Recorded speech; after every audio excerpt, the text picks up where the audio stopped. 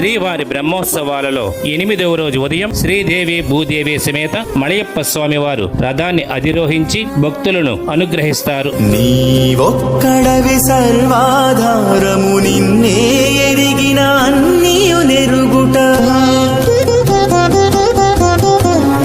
నీవొక్కడవి సర్వాధారము, నిన్నే ఎరిగిన అన్నియు. రథోత్సవాన్ని దర్శించిన భక్తులకు తత్వజ్ఞానం, ఆత్మానాత్మ వివేకం కలుగుతాయి.